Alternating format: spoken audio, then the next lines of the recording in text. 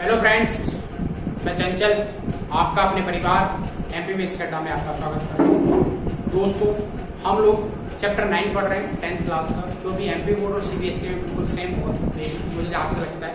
और नहीं हो तो आप एक काम करिए, चेक कर लीजिएगा तो आपको पता चल जाएगा, और अगर नहीं हो तो मुझे बता दीजिएगा, है ना। और देखिए, इसमें हम लोग कर चुके हैं, हमारा क्वेश्चन नंबर 14 तक जो चैप्टर 9 का है वो आपको मिल गया होगा, पूरा उसका पूरा वीडियो मिल गया होगा आपको।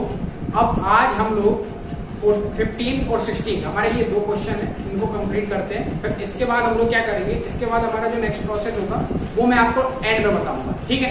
तो चलिए हम लोग चलते हैं। आई होप आपको चीजें समझ में आ रही होंगी।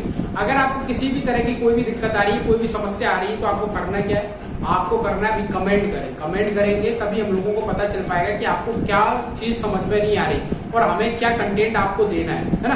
तो एक काम करिए, कमेंट करिएगा, लाइक करिएगा, शेयर करिएगा, सब्सक्राइब करिएगा। ये तो बनता ही है यार भाई, इतना सब कुछ कर रहे हैं आपके लिए, तो इतना तो हमारे लिए आप कर ही सकते हो, ठीक है। चलिए हमारे क्वेश्चन नंबर जो हमारा 15 है उसकी तरफ चलते हैं। अभी आपको कुछ समय बाद क्वेश्चन नंबर 15 अभी स्क्रीन पर दिखाई देगा। हमारा क्वेश्चन नंबर 15 क्या कहता है, देखिए आप। A straight highway leads to the foot of a tower. A man standing at the top of the tower observing a car at an angle of depression of 30 degrees, which is approaching the foot of the tower with a uniform speed. 6 seconds later, the angle of the depression of the car is found to be 60 degrees.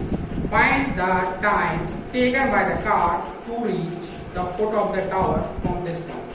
देखो question में क्या कहा गया, आ state highway आपने देखा होगा हमारा। देखिए नेशनल हाईवे जो है, सबसे बड़ा नेशनल हाईवे NH-44 जो कि कश्मीर से लेकर कन्याकुमारी तक है। इस तरह का कोई नेशनल हाईवे है, कई सारे नेशनल NH-47 ये भी है, कई सारे नेशनल हाईवे है, बट हमें क्वेश्चन के अकॉर्डिंग चलेंगे। तो एक स्टेट नेशनल हाईवे है, स्टेट हाईवे है। Foot of the tower leads to the foot of the tower, वो कहा जाता है एक फुट ऑफ द टावर की तरफ जाता है, मतलब जो हाईवे है वो हमारा एक टावर के फुट तरफ जाता है। A man standing at the top of the tower observing a car, एक व्यक्ति जो क्या है टावर के ऊपर खड़ा हुआ है और वो ऑब्जर्व कर रहा है एक कार को at an angle of depression angle बन रहा है ऑफ 30 डिग्री। कितने डिग्री का एंगल बन रहा है भैया, 30 डिग्री का डिप्रेशन एंगल बन रहा है। which is approaching the foot of the tower with a uniform speed, और वो क्या कर रहा है, एक यूनिफॉर्म स्पीड के साथ जा रहा है। 6 सेकंड बाद क्या होता है, the angle of the depression of the car is to be 60 degree. 6 second बाद वो 30 डिग्री से डिप्रेशन एंगल जो बन रहा था, जब 6 सेकंड बाद उस कार को देखता है तो वो कहाँ पहुंच जाता है, डिप्रेशन एंगल कब बनता है, 60 डिग्री का, ठीक है, 60 डिग्री का बनता है। Find the time taken by the car to reach the foot of the tower from this point, है ना। तो देखो एक्चुअल में क्या है, find the time taken by the car to reach the foot of the tower of this point, मतलब car कितना समय लेगी उस टावर के फुट तक पहुंचने में, ये हमें फाइंड करना है। क्वेश्चन समझ में आया। देखो भैया क्वेश्चन ये मैं कह रहा हूं कि ये मेरा एक नेशनल हाईवे हो गया, ये मेरा नेशनल हाईवे है, ठीक, इसको मैं नेशनल हाईवे मान रहा हूं। ये हमारा क्या है, एक टावर है, एक टावर है, टावर ही दिया ना क्वेश्चन में, देख लेता हूं, एक मिनट चेक कर लेता हूं जी। ये हमारा एक टावर है, ठीक है, ए भी एक टावर है और बी सी, इसको मैं सी मान रहा हूं। ए सी हमारा एक नेशनल हाईवे और ए भी एक टावर है। इसके ऊपर एक व्यक्ति खड़ा हुआ है, वो खड़ा होकर एक कार को देख रहा है, कार को देख रहा है जो कि डिप्रेशन एंगल कितना बना रहा है, डिप्रेशन एंगल बन रहा है यहाँ पर 30 डिग्री का, ठीक। मतलब ये मैंने एक हॉरिजॉन्टल लाइन ले ली, क्योंकि डिप्रेशन एंगल बनेगा तो इसके रेफरेंस में बनेगा 30 डिग्री का, और एक बन रहा है 60 डिग्री का, ठीक। मतलब पॉइंट अभी आपको समझ में नहीं आ रहा होगा, देखिए मैं बताता हूँ। अब भाई एसी एक क्या है, एसी एक नेशनल हाईवे है, ए बी क्या है, ए बी एक टावर है। जो नेशनल हाईवे है वो कहां तक जाता है, foot of the tower point A तक जाता है, मतलब टावर के फुट तक जाता है। एक व्यक्ति पॉइंट बी पर जो कि टावर के ऊपर खड़ा होकर एक कार को देख रहा है। पहले कार पॉइंट सी पर थी, बट क्या होता है 6 सेकंड बाद वो कार कहाँ होती है, पॉइंट डी पर होती है, ठीक। तो जब वो देख रहा था कार को पॉइंट सी पर, तब उसका डिप्रेशन एंगल कितना बन रहा था, 30 डिग्री का बन रहा था। 30 डिग्री का बन रहा था। अब 6 सेकंड बाद, जब वो 6 सेकंड बाद उस कार को देखता है, तब वो कार पॉइंट डी पर पहुंच जाता है, तब डिप्रेशन एंगल हमारा कितना हो जाता है, 60 डिग्री का हो जाता है। ठीक आया समझ में? देखो अब हम लोगों ने कल क्या डिस्कस किया था, कल मैंने आपको बताया था दो चीजें डिस्कस की। अगर पैरेलल लाइन, दो पैरेलल लाइन होती है, पैरेलल लाइन हमेशा इन्फिनिटी तक जाती है, ये मान लेता हूं ये पैरेलल लाइन है ए बी, ये मान लेता हूं पी।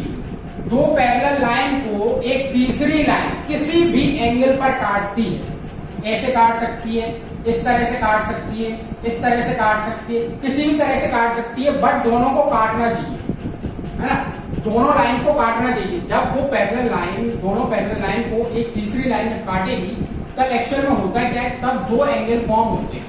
कौन कौन से? एक होता है भैया करस्पॉन्डिंग एंगल, और दूसरा होता है हमारा अल्टरनेट इंटीरियर एंगल। तो देखो जब ये पैरेलल लाइन को इस तरह से, ये मेरी लाइन मान लेता हूं मैं, या इसको मान लेता हूं एक्स वाई, ठीक, एक्स वाई जो लाइन है, ये पी और ए बी लाइन और पी क्यू लाइन को दोनों को कट कर दें।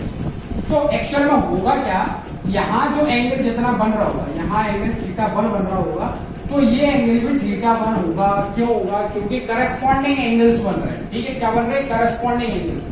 और अगर ये थीटा 1 यहाँ बन रहा है, तो ये वाला एंगल भी थीटा 1 होगा। ये क्या बनाएगा? ये बनाएगा आपका अल्टरनेट इंटीरियर एंगल। मतलब ये वाला एंगल इसके इक्वल होता है और ये वाला एंगल इसके इक्वल भी होता है। ये दोनों बनाते हैं, क्या बना रहे हैं? करस्पॉन्डिंग एंगल बन रहा है, और ये बन रहा है अल्टरनेट इंटीरियर एंगल।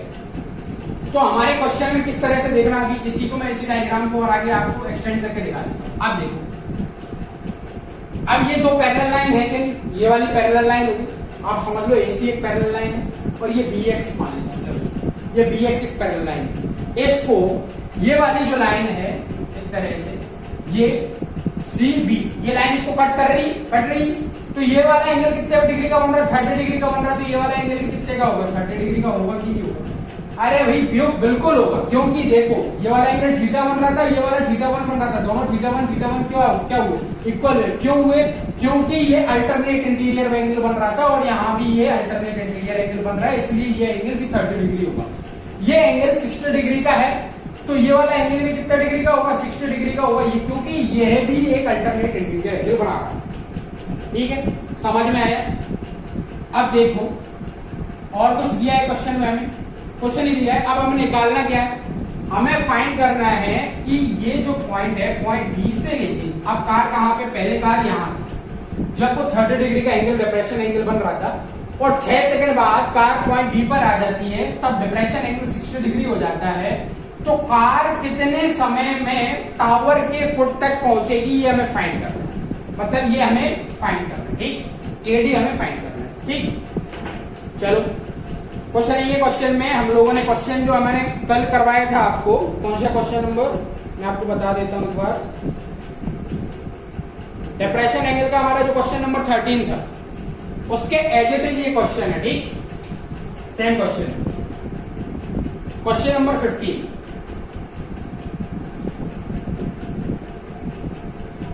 देखो सॉल्यूशन।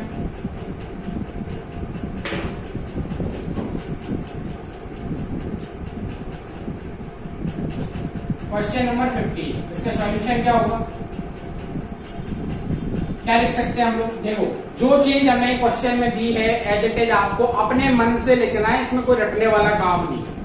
क्या भैया? ए बी एक क्या है? ए बी एक टावर है। A B is a tower, देखिए A B is a tower. Let कर लीजिए, ये सब लोग हम क्या कर रहे हैं? लेट कर रहे हैं, क्योंकि देखो अभी जो हमें क्वेश्चन में जो डेटा दिया है, वो डेटा एक्चुअल में है, मान के चलते हैं वो है, बट हम उसको इमेजिनेशन के लिए क्या कर रहे हैं? उसको लाइन डायग्राम बनाकर शो कर रहे हैं। तो लाइन डायग्राम जब बनाकर शो कर रहे हैं, तो उससे लिखना पड़ेगा कि नहीं पड़ेगा, कि भैया हमने इसको ये माना, ये माना। तो A B is a tower, A B क्या है? Tower. And AC is a straight highway, and AC is a straight highway. Straight highway का मतलब सीधा highway, which is goes to the foot of the tower, foot of the ठीक, वो कहाँ जाता है, उसके फुट ऑफ द टावर तक जाता है। अब क्या दिया हुआ है देखो भैया, a man is standing at the top of the tower at point B. B पर एक व्यक्ति खड़ा हुआ है। A man standing to the top of the tower at point B. ठीक, then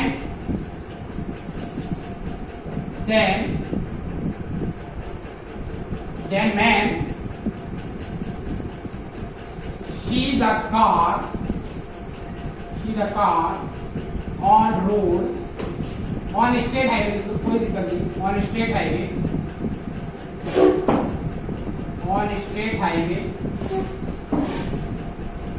at point C, so the depression angle angle 30 degree is formed. Okay, at an instant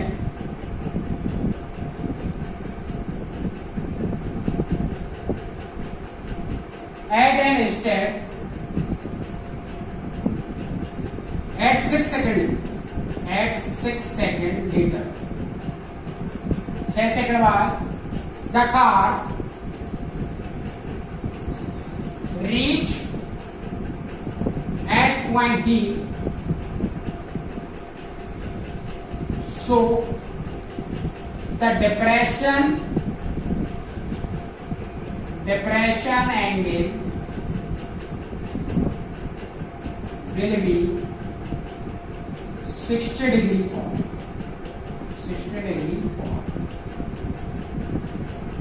देखो क्या लिखा मैंने, AB is a tower. AB हमारा क्या है, tower है। AC is a straight highway, AC एक स्ट्रेट हाईवे है। which goes to the foot of the tower, जो स्ट्रेट हाईवे है वो फुट ऑफ द टावर तक जाता है। ये क्वेश्चन में आंसर है। ठीक, a man standing to the top of the tower at point B, एक व्यक्ति पॉइंट बी पर खड़ा हुआ है, टावर के टॉप पर खड़ा हुआ है। Then the man see the car on a straight highway at point C, वो point C पर क्या देख रहा है, कार को देख रहा है। ठीक, so the depression angle is 30 degree form. Okay, 30 degree का फॉर्म हो रहा है फॉर्म। एंड 6 सेकंड लेटर, और 6 सेकंड बाद क्या होता है, the car goes two point D, point D पर कार पहुंच जाती है, तो the depression angle will be 60 degree form, 60 degree का डिप्रेशन एंगल बनता है। ओके, इतनी बात समझ में। अब मैं इसको रफ कर रहा हूँ, हम क्वेश्चन की तरफ चल रहे हैं। मतलब क्वेश्चन में एक्चुअल में हमें क्या निकालना है, हमें ये निकालना है कि वो पॉइंट डी से वो कार उस टावर के फुट तक कितने समय में पहुंच जाएगी, ये हमें फाइंड करना है। ठीक, ये हमें फाइंड करना है, ये हमें फाइंड करना है। तो देखो क्या क्या बन गया हमारा बन गया ट्रायंगल BC, ट्रायंगल BCA।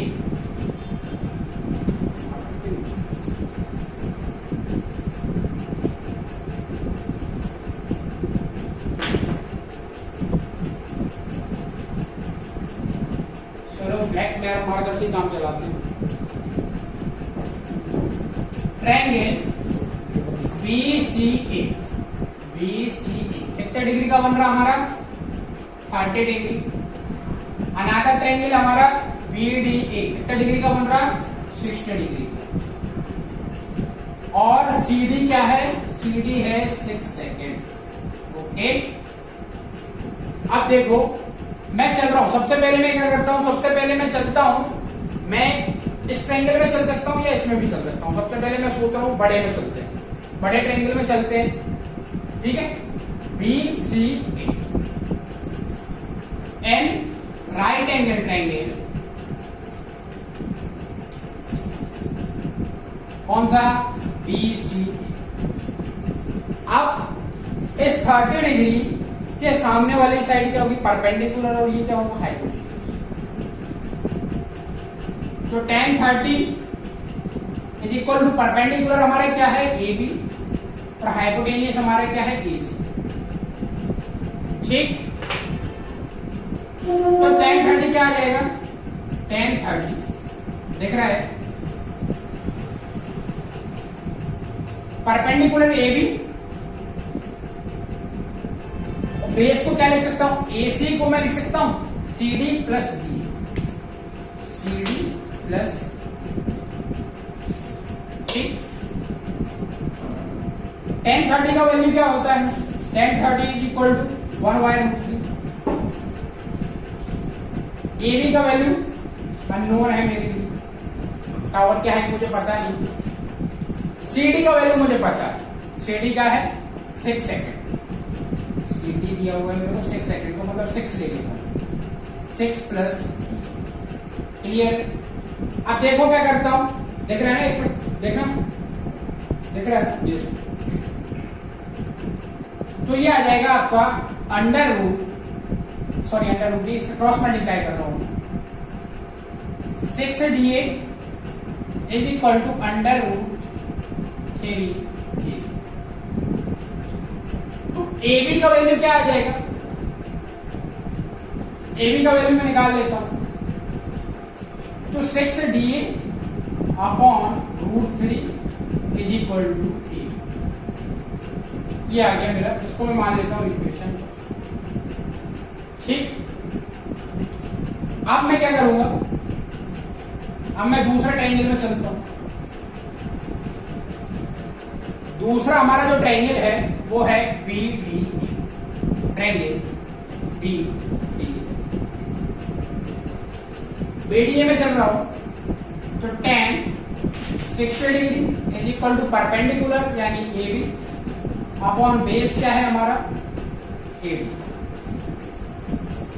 ठीक, अब देखना मैं AB का वैल्यू निकाल चुका हूं, AB का वैल्यू मैं निकाल चुका हूं, AB क्या है, तो tan 60 का वैल्यू √3 होता है। AB के प्लेस पे क्या रख दूं मैं, 6DA बाय √3 अपॉन AD मेरा अननोन है, या फिर DA लिख दूं, AD लिख देता हूं, चलो तो AD या DA बात एक ही है, तो मैं इसको DA लिख दूं। ठीक, अब क्या हो सकता है भाई, देखो या तो इसका इधर क्रॉस मल्टीप्लाई कर लो आप, ठीक, क्रॉस मल्टीप्लाई कर लेते हैं, तो आ जाएगा आपका √3 DA is equal to 6DA bye.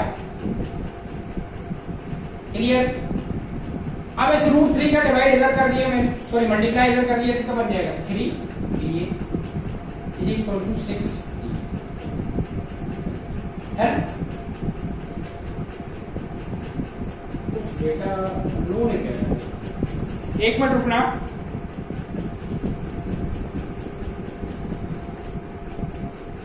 तो हमारे क्वेश्चन में थोड़ा एरर क्या हो गया, मैं यहां पर 6 प्लस AD हो गया, हमारा क्या होगा 6 प्लस AD है ना, 6 प्लस AD। अगर पीछे मैंने रफ कर दिया, नहीं आ रहा समझ में देखना, एक मिनट मैं भी यहाँ बता देता हूँ कैसे होगा 6 प्लस AD। ये tan 30 बन रहा, tan 30 is equal to perpendicular हमारा क्या होगा AB और बेस क्या होगा CD यानी 6 प्लस AD। तो इस 6 प्लस AD का मल्टीप्लाई मैं यहाँ करूंगा, ये आ जाएगा 1/√3 is equal to AB upon 6 plus AD। तो ये आ जाएगा आपका 6 plus AD by √3 is equal to AB। ठीक, AB का वैल्यू क्या है 6 प्लस AD बाय √3। ठीक है, अब आ गया होगा, अब क्या करना है, अभी देखना यहां पर क्या था, AB अपॉन AD था, AB अपॉन AD, AB के प्लेस पे क्या मैं लिखूंगा 6 प्लस AD लिखूंगा, 6 प्लस AD। ठीक, अब इसका मल्टीप्लाई मैंने यहां कर दिया, तो यहां भी क्या बनाएगा 6 प्लस AD बनाएगा, ये 6 प्लस AD। ओके, इसका मल्टीप्लाई फिर मैंने यहां किया, तो 6 प्लस AD ये हो जाएगा और ये √3 3 हो जाएगा। देखो अब क्या होगा, ये DA लिखा हुआ है, AD लिख लो या DA लिख लो, कोई बात नहीं है, उससे कोई दिक्कत फर्क नहीं पड़ेगा, चलो AD 6 प्लस AD। अब देखना एडी 3AD माइनस 1AD, ये प्लस का एडी इधर ले आओगे तो क्या आ जाएगा, माइनस का एडी हो जाएगा, यानी 3AD minus AD is equal to क्या आ जाएगा, 6 आ जाएगा, यानी 2AD आ जाएगा इक्वल टू 6। तो AD इक्वल टू क्या आ गया, 3 सेकेंड। मतलब देखो अभी क्वेश्चन में हम लोग दोबारा रिवाइज कर लेते हैं, कोई दिक्कत नहीं है, थोड़ी दिक्कत आ गई थी क्या, मैं उस चीज को लिखना भूल गया था। सबसे पहले मैं क्या करूंगा, अभी क्वेश्चन की तरफ देख लेते हैं। हमारा क्या है, AB एक टावर है, AC क्या है, एक स्टेट हाईवे है। उस स्टेट हाईवे पर एक टॉप पर क्या खड़ा हुआ है, टावर पर एक व्यक्ति खड़ा हुआ है। वो उस पहले कार को देखता है तो वो 30 डिग्री पर कार देखता है तो 30 डिग्री का डिप्रेशन एंगल बनता है। जब 6 सेकंड बाद वो कार पॉइंट डी पर पहुंच जाती है तो कितने डिग्री का एंगल बनता है, 60 डिग्री का एंगल बनता है। ठीक है, फिर ये क्या हो गया, ये हमारी दो पैरेलल लाइंस हो गई, इनको कट कर रही है, एक तीसरी लाइन कट कर रही है, तो हमारा अल्टरनेट इंटीरियर एंगल क्या होते हैं, इक्वल होते हैं। उसके अकॉर्डिंग ये 30 हो गया और ये 60 हो गया। अब मैं चला ट्रायंगल BCA में चलता हूँ, ट्रायंगल BCA में चलता हूँ तो perpendicular upon base, perpendicular upon base यानी tan 30 is equal to AB by AC। तो tan 30 का वैल्यू क्या आएगा, tan 30 is equal to 1/√3। AB मेरा अननोन है, AB is equal to AB upon AC को क्या लिख सकता हूँ, CD प्लस AD। तो CD को मैंने लिखा 6 प्लस AD, तो 1/√3 is equal to AB upon 6 plus AD। अब 6 प्लस AD यहाँ डिवाइड में था, उसको मैंने उस साइड भेजा, 1 के साथ इंटू करूंगा तो 6 plus AD/√3 is equal to AB आ गया। ये हमारा पहले इक्वेशन बन गया। फिर उसके बाद सेकंड ट्रायंगल में चलता हूँ, BDA में चलता हूँ। जब मैं BDA में चला tan 60 is equal to perpendicular upon base, तो परपेंडिकुलर अपॉन बेस बन गया AB अपॉन AD हो गया। AB के प्लेस पे क्या लिख सकता हूँ, 6 प्लस AD/√3 लिख सकता हूँ। 6 प्लस AD/√3 मैंने AB के प्लेस पर लिखा, अपॉन में DA या AB। ठीक है, ये सेम है। फिर ये DA क्या में था, डिवाइड में था, इस साइड में इसको ले आया तो ये क्या में आ गया, मल्टीप्लाई में आ गया। 6 प्लस AD/√3 फिर से ये डिवाइड में, फिर से मैंने इसको मल्टीप्लाई में कर दिया। ये ऐसा मैं इसलिए कर रहा हूं, नहीं तो आप यहां भी कर सकते थे। यहां क्या करते हैं आप, इसके डिवाइड में करते, ये वाला डेटा था हमारा 6 plus AD/√3 divided by AD। अब इसका मल्टीप्लाई इसके साथ कर दो, इसका मल्टीप्लाई इसके साथ कर दो, चलो तो तब भी वही आएगा क्या, 6 प्लस AD/√3 बन रहा है आपका 6 प्लस AD/√3। ठीक, अब 6 प्लस AD/√3 बना, फिर इसका डिवाइड मैंने इधर कर दिया, मल्टीप्लाई इधर कर दूंगा मैं √3 का, ये AD आएगा। तो √3 पहले से था तो √3 AD बन जाएगा। ये √3 इंटू √3 क्या बना लेगा, 3 बना लेगा। और 6 प्लस AD आपका उस साइड था। 3AD में से मैं 1AD माइनस करूंगा, कितना बचेगा, 2AD बचेगा, इज इक्वल टू 6 दिया हुआ था। अब 2 का डिवाइड 6 में कितना टाइम जाएगा, 3 टाइम जाएगा, क्या आ जाएगा, मतलब 6 सेकंड। मतलब मेरा कहने का मतलब ये है कि कार जब पॉइंट C पर थी तो पॉइंट D तक वो 6 सेकंड में पहुंची, और पॉइंट D से उस फुट ऑफ द टावर तक वो कितने सेकंड में पहुंचेगी, 3 सेकंड में पहुंचेगी। ठीक है, आई होप आपको ये समझ में आया होगा। अगर आपको किसी तरह की कोई भी दिक्कत आ रही है, इसमें किसी भी तरह की कोई भी क्वेरी है तो आप बता सकते हैं। ठीक, अब हम लोग चलते हैं हमारा जो क्वेश्चन नंबर 16 है उसकी तरफ। अभी आपको क्वेश्चन नंबर 16 बोर्ड पर दिखाई देगा, है ना। तो चलिए क्वेश्चन नंबर 16 की तरफ चलते हैं। आपको ये क्वेश्चन समझ में आया होगा, ये हमारा लास्ट क्वेश्चन है। अभी आपको क्वेश्चन नंबर 16 बोर्ड पर दिखाई देगा। क्वेश्चन नंबर 16 क्या कहता है, the angle of elevation of the top of the tower from the 2 points at a distance of 4 metre and 9 meter from the base of the tower and the same straight line with it are complementary. Prove that the angle of the tower is 6 meter. तो देखो question में क्या क्या आ गया, the angle of elevation of the top of the tower from 2 point, 2 point से angle of elevation बन रहा है किसी टावर का, from 2 points at a distance of 4 meter and 9 meter from the base of the tower. The angle of the same straight line with are complementary. Prove that the height of the tower. देखो क्या question में क्या है, एक क्या है, एक टावर है, एक टावर है, ये हमारा टावर हो गया। 2 पॉइंट्स हैं, 2 पॉइंट्स से कोई एलिवेशन एंगल बन रहा है टॉप ऑफ द टावर पर। ये हमारा टॉप ऑफ द टावर पर 2 एलिवेशन एंगल बनेंगे इस तरह से। ठीक, 2 एलिवेशन एंगल बनेंगे हमारे। ये हमारा एलिवेशन एंगल बन रहा है, ठीक, दोनों, और सेम स्ट्रेट लाइन में क्वेश्चन में मेंशन, ठीक। हमें प्रूव क्या करना है, कितने डिग्री का एलिवेशन एंगल बनेगा, ये हमें अननोन है, ये भी हमारा क्या है, अननोन है, ठीक है। और वो जो है क्वेश्चन में क्या कहा गया कि फुट ऑफ द टावर से जो पहला एलिवेशन एंगल होगा वो कितने मीटर पर है, वो है 4 मीटर पर, फुट ऑफ द टावर से। हमारा ये ए बी क्या है, टावर है, ये सी हो गया, इसको मैं मान लेता हूँ पॉइंट E, तो ये 4 मीटर पर है। और ये वाला दूसरा जो एलिवेशन एंगल है वो कितने मीटर पे है, 9 मीटर है दूसरा। तो मतलब ये कितना हुआ, ये होगा हमारा 5 मीटर, क्योंकि 9 माइनस 4 करोगे तो ये बचा हुआ कितना बचेगा, ये पूरा 9 है, 9 में से आप 4 को माइनस कर दोगे, इतने पार्ट को माइनस कर दोगे तो बचेगा तो यही पार्ट ना, तो 5 मीटर ही आएगा हमारा, ठीक। तो हमें निकालना क्या है, height of the tower, prove करना है कि हाइट ऑफ द टावर क्या होती है हमारी 6 मीटर होगी, ये हमें प्रूव करना है, ठीक। अब देखो क्वेश्चन में एक चीज है कि हमें एलिवेशन एंगल नहीं दिया है, बट उसकी जगह पर हमें क्या दिया है, complementary angles, those two elevation angles are complementary. तो देखो सबसे पहले हम लोग कॉम्प्लीमेंट्री एंगल क्या होता है, एक्यूट एंगल क्या होता है और सप्लीमेंट्री एंगल क्या होता है, इन तीनों के बारे में चर्चा कर लेते हैं। देखो एक्यूट एंगल के बारे में मैं आपको बताऊं, एक्यूट एंगल क्या होता है, जो लेस देन 90 हो, ठीक, ये हमारा क्या हो सकता है, मे बी थीटा हो। तो थीटा जो होगा हमारा इस तरह से एक्यूट एंगल बनेगा, तो 0 से बड़ा होना चाहिए, 0 से क्या होगा, बड़ा होगा, और 90 से छोटा होगा, वो हमारा क्या कहलाता है, एक्यूट एंगल कहलाता है। मतलब acute angle is greater than 0 and less than 90, okay. 0 से बड़ा होगा और 90 से छोटा होगा, कोई भी हो सकता है, 0 और 90 के बीच में जो एंगल बनेगा उसे हम क्या कहेंगे, एक्यूट एंगल कहेंगे, ठीक है। अब देखो आगे क्या होता है, एक होता है हमारा सप्लीमेंट्री एंगल, सॉरी कॉम्प्लीमेंट्री के बारे में पहले डिस्कस कर लेते हैं। कॉम्प्लीमेंट्री एंगल, अब देखना कॉम्प्लीमेंट्री एंगल जो होता है ना, दो एंगल्स का सम क्या होता है, 90 होता है। तो ये वाला मेरा θ1 हो गया, ठीक है, और ये वाला मेरा एंगल, मान लो ये मेरा एंगल बन रहा है θ2। तो इन दो एंगल्स का सम, इसको मान लो, चलो ऐसे कर देते हैं, ए बी सी पॉइंट, ठीक। तो मतलब इन दो एंगल्स का सम θ1 प्लस θ2, इन दोनों का सम किसके इक्वल होना चाहिए, इन दोनों का सम जो होगा वो 90 के इक्वल में होगा। उसे हम लोग क्या कहते हैं, उसे हम लोग कहेंगे क्या, कॉम्प्लीमेंट्री एंगल, ठीक। इसके बाद ये होता है एक सप्लीमेंट्री एंगल,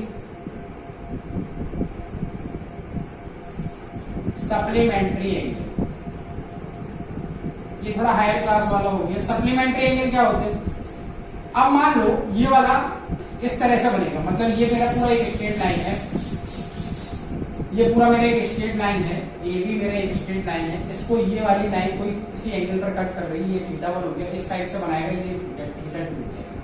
तो θ1 plus θ2 is equal to 180।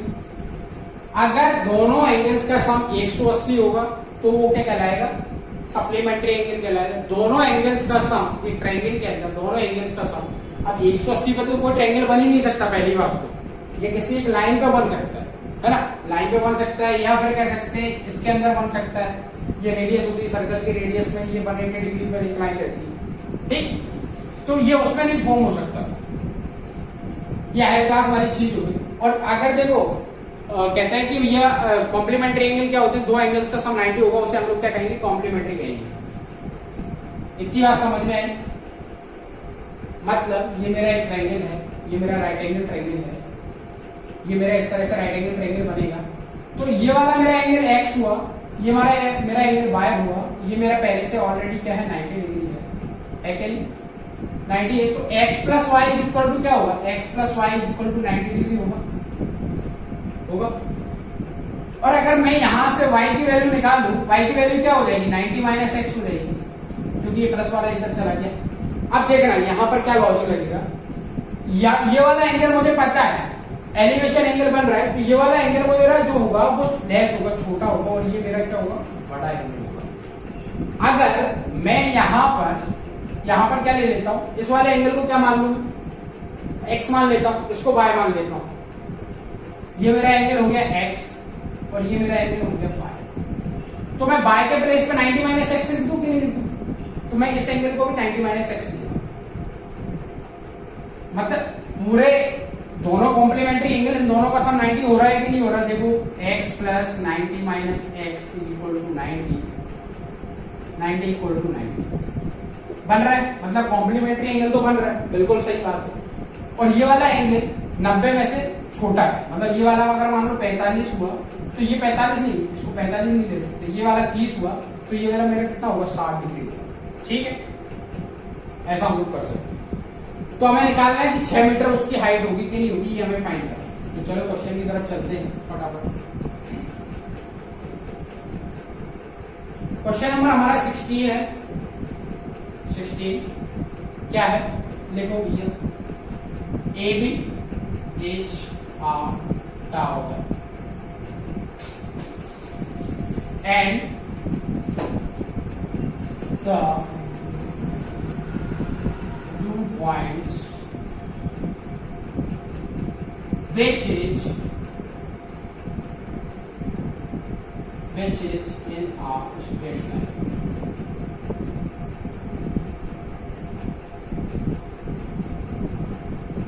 Straight line D and C.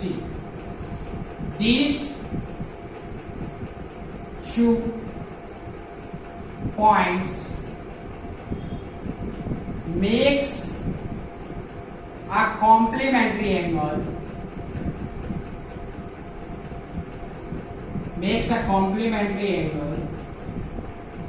ठीक। अब ये सब लिख दो भैया, क्या है? AD हमारे क्या है? 4 मीटर और AC हमारे क्या है? 9 मीटर। ठीक, और हमारे जो एंगल्स आए वो भी लिख दो। चलो, angle BCA is equal to x degree, angle BDA is equal to 90 minus x, 90 minus x.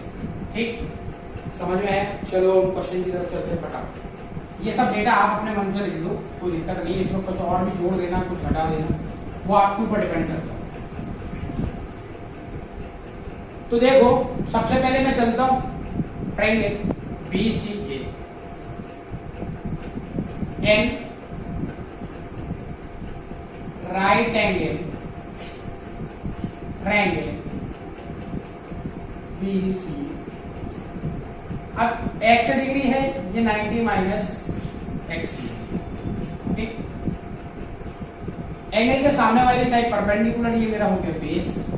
Okay, तो tan x degree is equal to perpendicular क्या है हमारा? AB। अब ये AB मुझे 6 मीटर फाइंड करना है, प्रूव करना है कि उसकी हाइट 6 मीटर होगी। ये मेरा अननोन डेटा है, मुझे दिया नहीं है और मुझे प्रूव करके दिखाना है। तो बेस हमारा क्या आ गया? AC। ठीक, AB अपॉन AC क्या आ गया? Perpendicular upon base tan x equal हुआ। तो देखो ये tan x degree is equal to AB upon AC कितना है? AC 9 मीटर दिया हुआ है। ये मेरा इक्वेशन नंबर फर्स्ट मान लेता हूं। ठीक, अब इसके बाद दूसरा ट्रायंगल में चलता हूं। एंड राइट एंगल ट्रायंगल कौन सा? BDA। tan 90 minus x degree, tan 90 minus x degree is equal to perpendicular upon base, यानी AB अपॉन बेस हमारा क्या है? 4 मीटर। AB upon AD। तो tan, अभी देखना, अब इसमें हम लोगों ने जो पहले पढ़ा था एक्सरसाइज 8.3 में कुछ हम लोगों ने पढ़ा था, याद करो। AB अपॉन AD, ये क्या आ गया मेरा? 4 आ गया। AD जो पहले से क्वेश्चन में मेंशन। अब tan 90 माइनस एक्स क्या होता है? हम लोग पढ़ चुके 8.3 में। अब देखो भैया, मैंने बताया था sin 90 minus theta cos theta होता है, cos 90 minus theta sin theta होता है। तो tan 90 माइनस थीटा मेरा क्या बना लेगा? cot थीटा बना लेगा, यानी cot x is equal to AB by, आया समझ? AB बाय, अब इस cot को मैं tan में कन्वर्ट कर रहा हूं। इस कॉट को मैं क्या लिख सकता हूँ, कॉट को लिख सकता हूँ क्या मैं 1/10x। ये हम लोग पहले 8.1 में ही पहले ही इंट्रोडक्शन कर चुके हैं। तो ab/4। अब मैं 10x की वैल्यू निकालूं तो इसका अगर मल्टीप्लाई इसका अगर मल्टीप्लाई तो सीधा की बात की क्या है कि नीचे वाला पार्ट ये 10x है, इसके ऊपर लिख दो, इसके ऊपर लिख दो, इसके ऊपर लिख दो, मतलब क्या 10x = 4/ab। सिंपल सी बात, ठीक। नहीं आई समझ, ऐसा नहीं आ रहा होगा समझ में, चलो ऐसे कर लेना। इस 10x का मल्टीप्लाई इस ab में कर दो तो क्या बनाएगा 10x × ab बना लेगा, = 4 आ जाएगा। तो अब मुझे निकालना क्या है 10x निकालना है, तो 4/ab आया कि नहीं आया, ये तो मैंने लिखा है, ये मेरा इक्वेशन नंबर 2 ठीक। अब देखना इसको रफ कर लेता हूं। From equation first and second दोनों के LHS इक्वल है। 10x = ये भी 10x दिया हुआ है, तो दोनों के LHS इक्वल है, तो क्या मैं दोनों के RHS इक्वल कर सकता हूं, बिल्कुल कर सकते हो। From equation first and equation second ab/9 = 4/3 बना। ये इसका RHS ये इसका RHS दोनों इक्वल हुए। अब इसका क्रॉस मल्टीप्लाई कर दो तो ab × ab क्या बना लेगा, ab² बना लेगा, और ये 4 9 ये कितना हो जाएगा 36 हो जाएगा। तो ab क्या आ जाएगा, ab आ जाएगा √36, तो ab हमारा होगा 6 मीटर। यही तो भाई क्वेश्चन में पहले से दिया था, तो हेंस मतलब देखो क्या किया, क्वेश्चन में बोला कि एक टावर है, टावर से 2 पॉइंट्स हैं, वहां से एलिवेशन एंगल क्या बन रहा है, एक पहला पॉइंट 4 मीटर की दूरी पर है, दूसरा पॉइंट 9 मीटर की दूरी पर है, दोनों एलिवेशन एंगल बना रहे हैं टॉप ऑफ द टावर पर। तो बट कंडीशन ये है कि दोनों एंगल क्या होना चाहिए, कॉम्प्लीमेंट्री एंगल होना चाहिए। तो कॉम्प्लीमेंट्री एंगल भैया बताया आपको कि कॉम्प्लीमेंट्री एंगल वो एंगल्स होते हैं जिन दोनों एंगल्स का सम क्या हो 90 डिग्री हो। सप्लीमेंट्री एंगल्स उनको कहा जाता है जिनका सम 180 हो। एक्यूट एंगल उन्हें कहा जाता है जिनके एंगल्स 0 से बड़े हो 90 से छोटे। तो दोनों बने। पहले फिर मैं इस एंगल में चला, यहां से मेरे को निकल के आ गया क्या 10x = ab/9 आ गया, क्योंकि परपेंडिकुलर अपॉन बेस आ गया। दूसरे में मैं चला BDA में चला 1090 - x हमारा 1090 - x क्या बना लेता cot x बना लेता, cot x बन गया हमारा ab/4। ठीक है, बट cot को मैंने चेंज किया 10 में चेंज करने के बाद ये 10x 4/ab आ गया। दोनों के LHS इक्वल है तो दोनों के RHS को इक्वल कर दिया। इक्वल करने के बाद क्रॉस मल्टीप्लाई कर दिया तो ab² बन जाएगा, ये 490 36 आ जाएगा, ab क्या आ जाएगा √36 आ जाएगा, यानी ab क्या बन जाएगा 6 मीटर बन जाएगा।